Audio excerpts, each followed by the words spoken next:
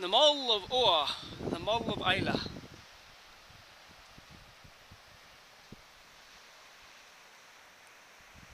Seals are singing over there.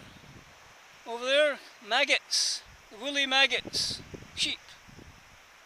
Courtesy of conservation? How can this be? No rich herbs or flowers will grow where there are sheep. This is not a natural amount of grazing. This is intensive, like everywhere else. Lovely.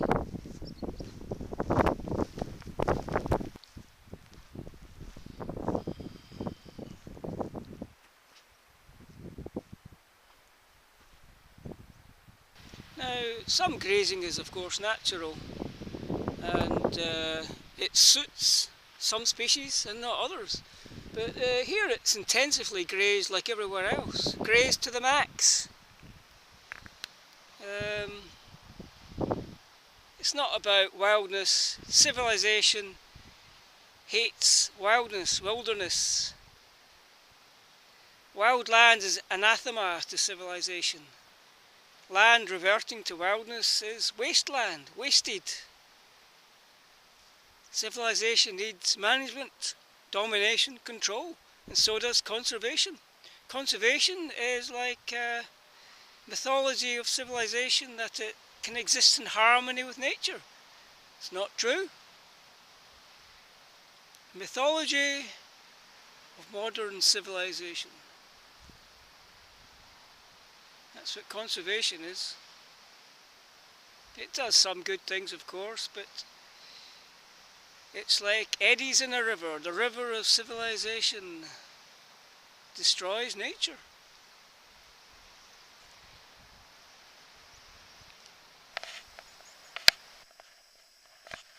Why is farming so intensive? Well, everything in civilization is intensive because it has to extract the maximum profit from the land or from other people. That's how civilization works. Maximise profit, economic growth, no other way. That's what civilization is. That's why harmony with nature is a fantasy, impossible, and a delusion. Still can enjoy what's left.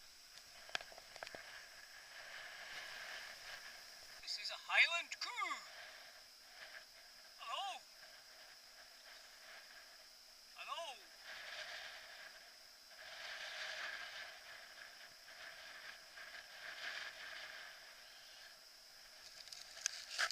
Because modern farming should not be blamed for farming intensively, because that's just the way it works. That's the only way it can work. That's the way the whole of civilization works. Intensively. Towns, cities, industry, everything. Economic growth, make a profit. And before RSPB or any other conservation organisation came to places like this, well, the farms are here already. So the farms are still here, of course, and they farm as they have always farmed. The conservation organisation might tweak a few edges here and there, but nothing really changes. It's a delusion to make out that it's a wonderful nature reserve. It's just like everywhere else. It just happens to be a better bit than others because it's a bit more remote. Now, of course, farming goes back a long way, and even some native peoples farmed as well. The difference with all historical peoples is that they farmed for subsistence, to live. Whereas nowadays we farm for profit, economic growth, to make money. And that cannot be in harmony with nature. Ancient peoples lived in subsistence and they had strong spiritual connections with the land. Now our connections with the land are material and monetary. That's the way it is. Of course, the truth and beauty of nature still exists. It's not all been despoiled yet. We can still connect. And how do we connect with nature? Not with binoculars or other techno toys or any other technology, but through our intuition, our consciousness, our basic spiritual being. That's how we connect. The only way. And the coastal strip is the only bit of real wildness left in this country, which is why sea kayaking is such a great way to connect with nature, the genuine real wildness of nature. So this is the Oa of Islay. Out there is Rathlin Island, Northern Ireland, and out there Malin Head just visible.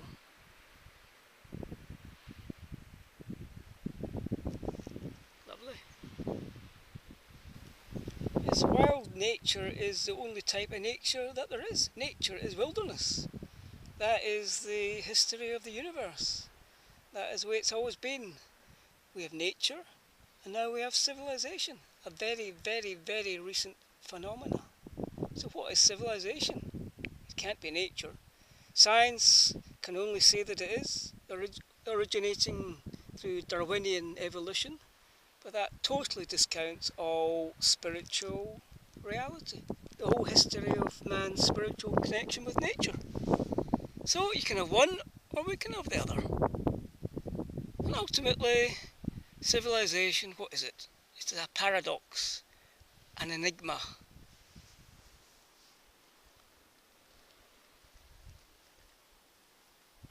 Ultimately, the scientific explanation cannot be accepted because it is disharmonious with nature. Not only does it go against the whole history of man, man's history, right back through native peoples, it is contradictory to nature. Science is contradictory to nature ultimately, and so is civilization. So it must ultimately be rejected. Otherwise, we have a scientific theory of confusion, contradiction, and ultimately delusion. Thus we see that civilization is always in contradiction with nature and full of disharmony with nature, whereas nature is always harmonious. Always.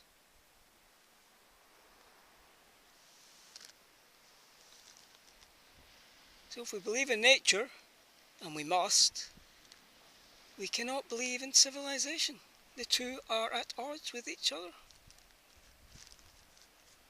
Now, believe that if you will. Can you face the truth? Yet we are now civilized, and that affects our whole state of consciousness and our relationship with nature.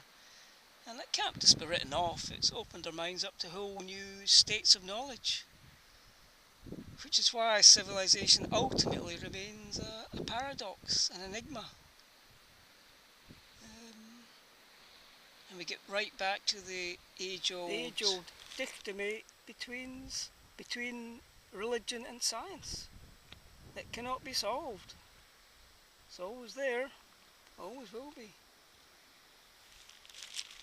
So although the present age shows a mixture of everything, ultimately we can have scientific, technological man, or we can have religious, spiritual man, natural man, native man. We can't go back though to what was. So we're stuck within our age of confusion and contradiction.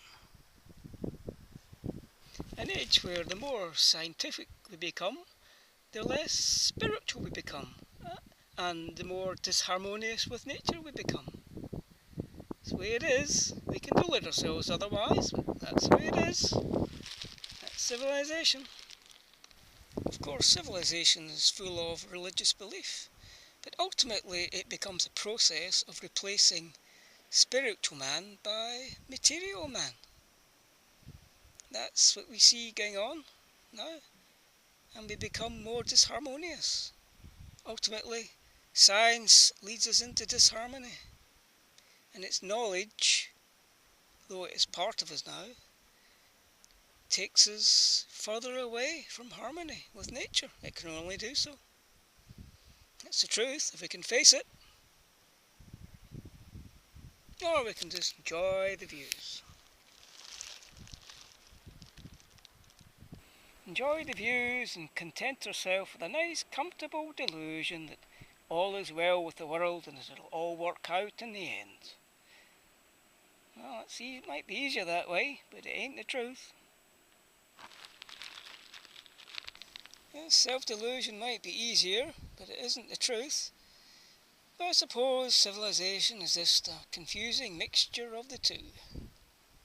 Such a civilization, it's an enigma, paradox, an anomaly of nature.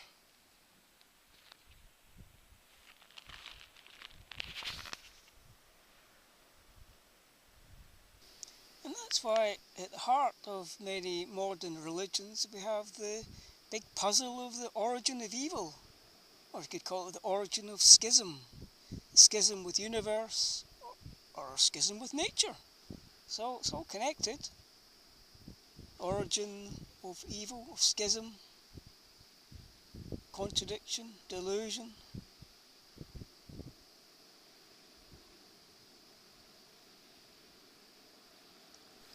But we can just get lost in philosophy and all sorts of mixed up thinking.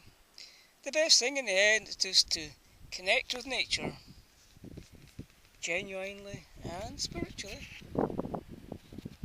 Nature.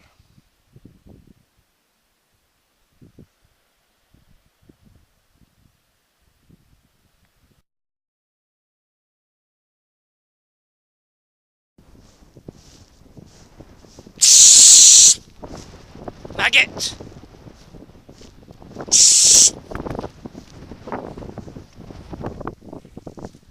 Ugly black-faced sheep. Prefer the white-faced cheviots myself. Much sweeter looking.